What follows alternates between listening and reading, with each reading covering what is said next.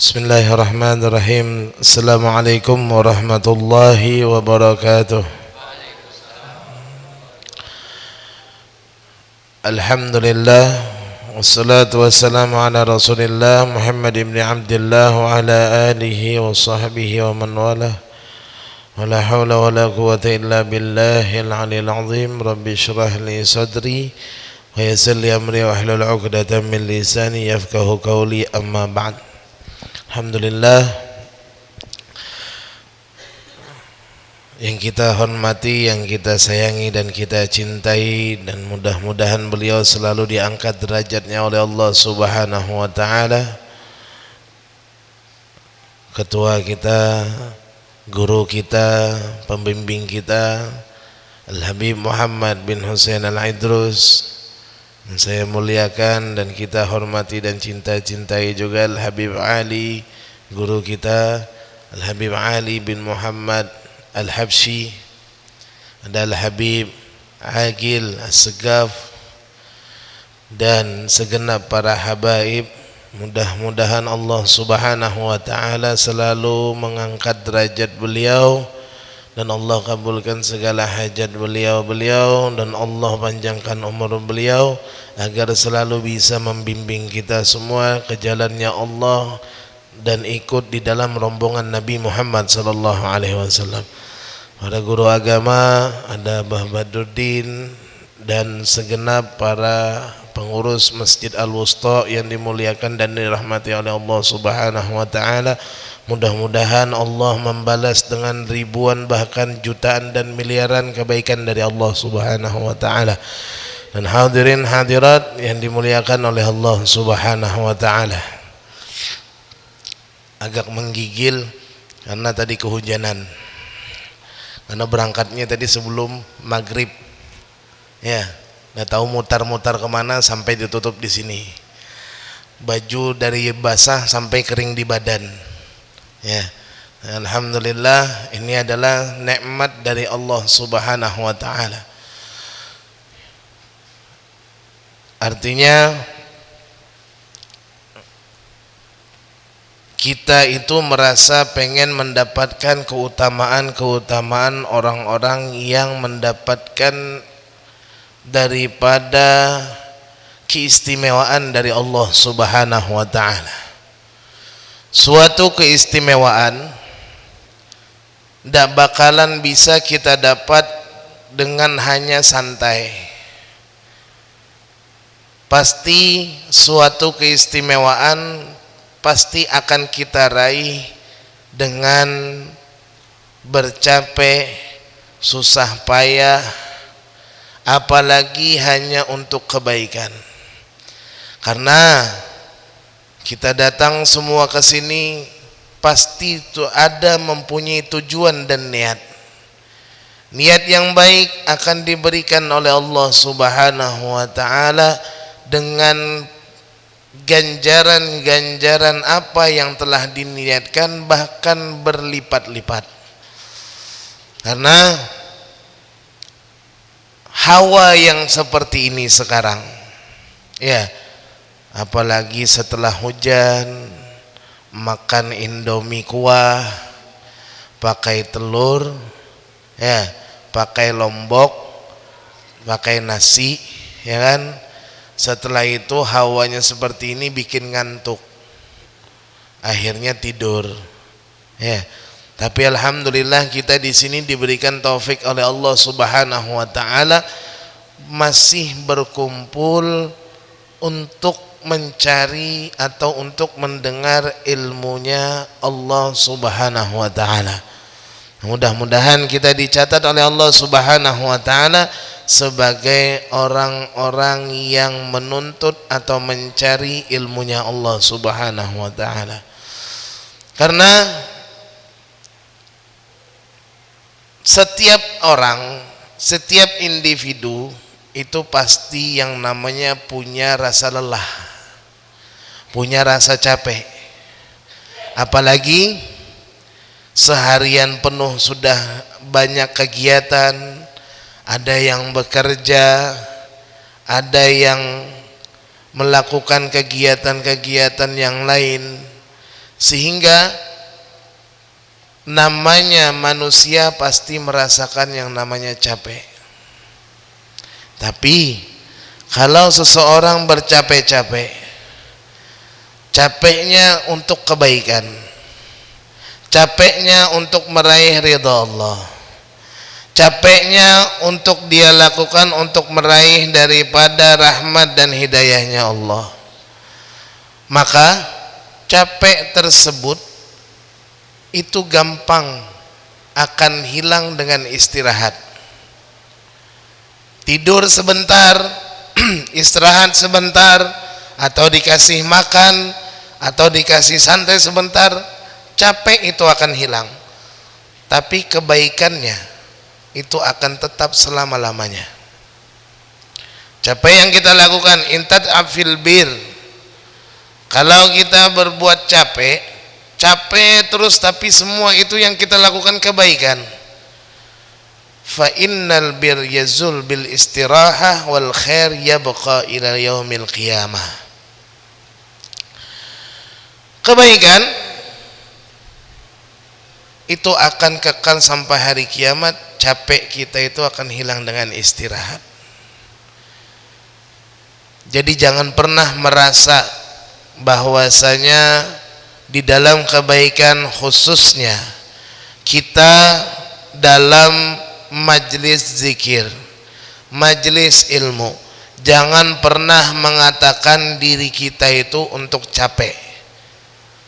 Kita berkata diri kita capek, ada yang lebih capek. Orang yang lebih capek mengatakan ada lagi yang lebih capek. Tidak ada. Ar-rahah, santai, ya, tenang, santai, itu tidak diciptakan oleh Allah Subhanahu wa ta'ala di dunia kecuali di surganya Allah Subhanahu wa ta'ala. Kalau orang ingin santai, pengen istirahat, itu hanya sebenarnya bukan santai, ya, cuma karena itu hanya membuang waktu untuk meluangkan pikiran.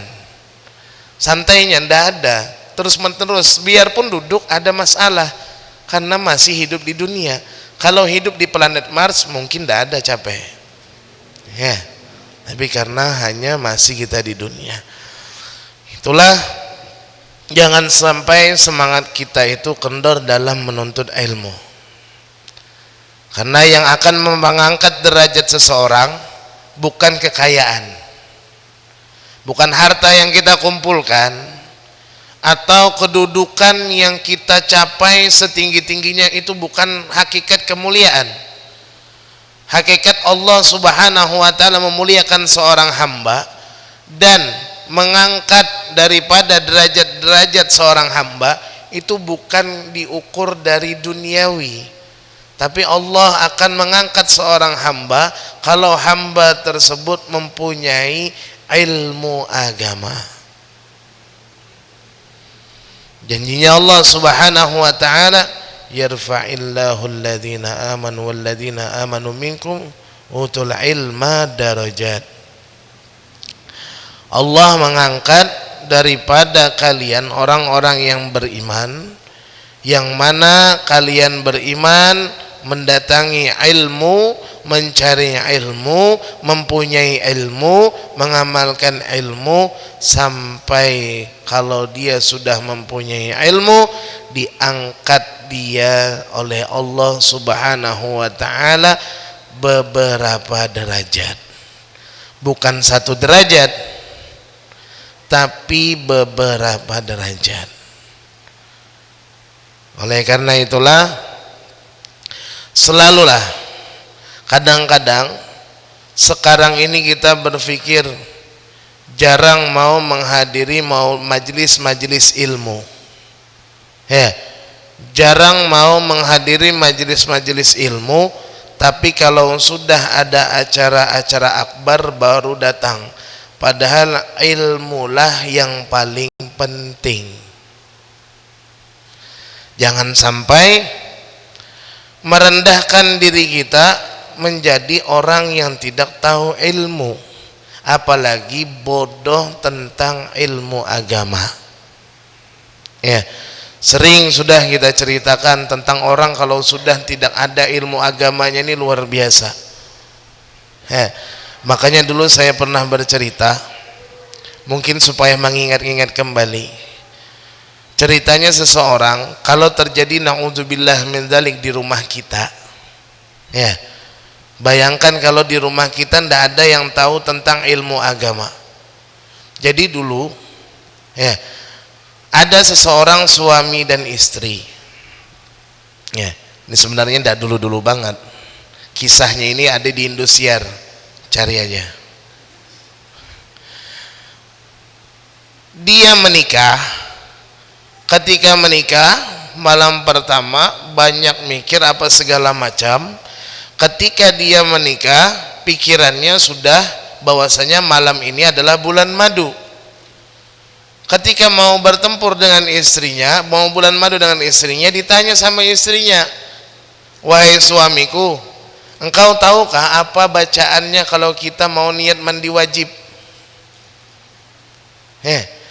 Kata suaminya, oh alhamdulillah, aku hadir terus kalau ada pengajian di masjid, selalu duduk, datang ke masjid kalau ada pengajian, tapi duduknya di luar.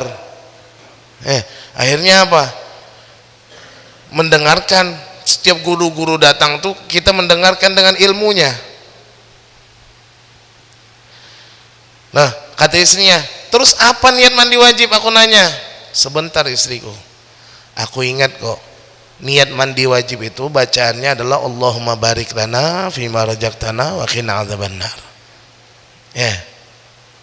Bayangkan di rumah ketika bulan madu tidak tahu ilmunya. Ditanya niat mandi wajib, doa makan yang dibaca.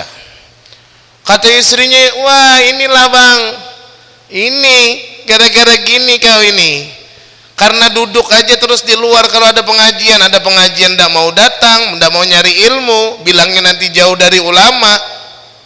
Makanya bang belajar, niat mandi wajib aja tidak tahu, bagaimana kita nanti kalau sudah melakukan abang tidak tahu niat mandi wajib, masa dibaca doa makan? Kata si suaminya, terus apa dek niat mandi wajib? Makanya saya nanya bang, karena saya dulu pernah diajarin oleh nenek saya. Nenek saya tuh dulu mengajarin, ingatkan cara niat mandi wajib. Terus apa baca niat mandi wajib? Aku diajarkan dulu nama nenekku itu niat mandi wajib, Rabbi firli warhamni wajburni sampai akhir.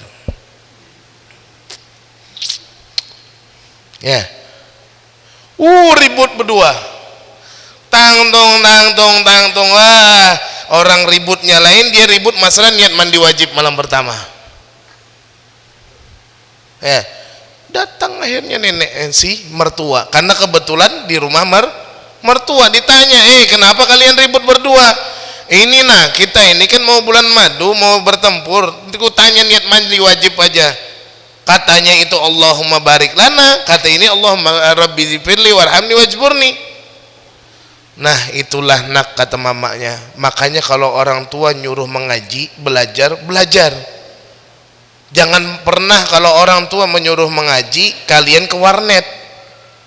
Jangan pernah kalau kalian disuruh orang tua mengaji kalian main HP.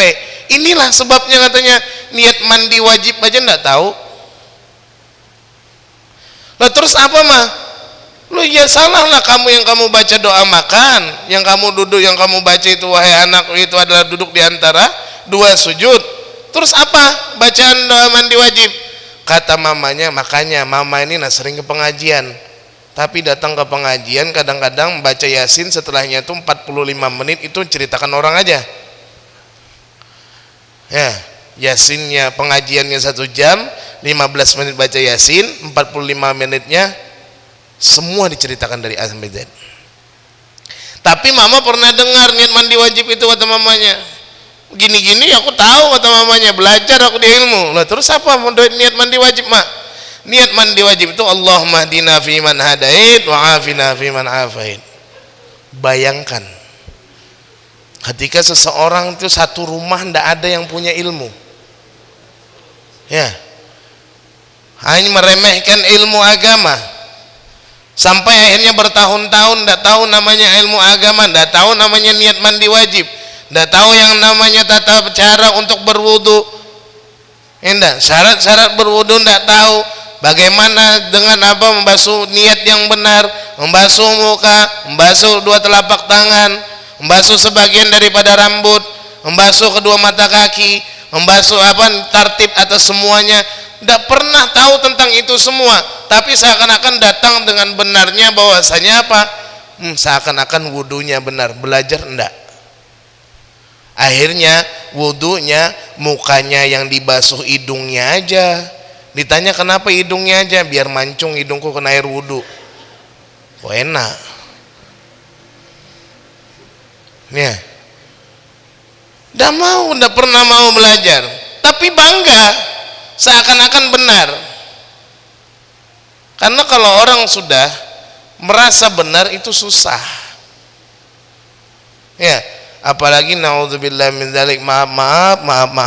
Kadang-kadang yang menasehati anak muda orang tua tidak mau dengar. Ya, kadang-kadang bilang apa? Oh bodoh kamu bilangin orang tua. Padahal yang diajarkan oleh anak-anak itu adalah ilmu. Jangan sampai juga orang tua bilang bodok terus. Ya, sampai ada di kampung di Banjar. Seseorang laki-laki kakek-kakek tua setiap ketemu orang bilang bungul. Ini contoh aja lah, minta maaf bukan untuk contoh. Sekiranya jangan bilangin orang bodok. Bodok tuh kalau bahasa Banjarnya bungul. Dikasih roti, makasih bungul lah ya. Misalkan terus tuna makan bungul aja. Selalu keluar kalimat-kalimat yang tidak bagus. Kalimat-kalimat bodoh, kalimat-kalimat yang seperti itu selalu keluar. Ya. Ayo kita ke masjidan nah bungul. Selalu keluar kalimat bungul itu. Karena merasa orang tua semua dianggap bungul. Ketemu anak-anak. Enggak. Pas ini orang tua juga mancing. Ditanya sama anak-anak, ngapain kada melihat kamu unjun bungul aja katanya. Dah lihat kamu unjun bungul katanya. Oh inggih kata anak-anak. Nah terus apa umpannya nyata umpannya umpan cacing bungul aja dia bilang. Selalu bungul. Anak kecil nih kok ini bungul terus bilangnya. Ya kan? Ini ya yang tak boleh dicontoh. Ya, selalu bilangin orang bungul bodok.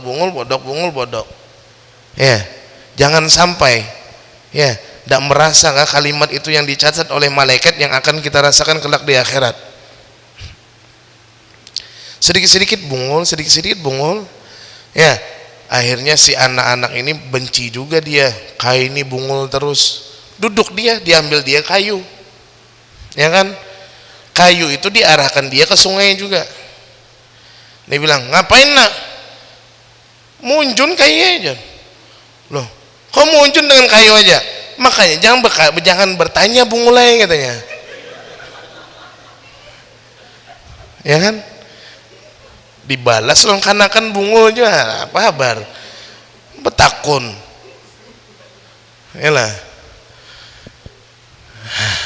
Ini penting ilmu agama tuh. Penting. Ini apa yang kita dapat berusaha kita amalkan. Apa yang kita dapat dari ilmu itu berusaha sedikit-sedikit diamalkan. Jangan sampai hanya mendengar ilmu aja. Dan jaga lisan, jangan sampai mengucap bungul-bungul dari jangan ya. Artinya kenapa digambar jangan sampai keluar kalimat-kalimat kotor dari mulut kita. Nah itu aja mungkin, mudah-mudahan bermanfaat. Mohon maaf, minta halal minta ridha, salah khilaf mohon maaf. Wabillahi taufiq wal hidayah wa ridha wal inayah. Wassalamualaikum warahmatullahi wabarakatuh.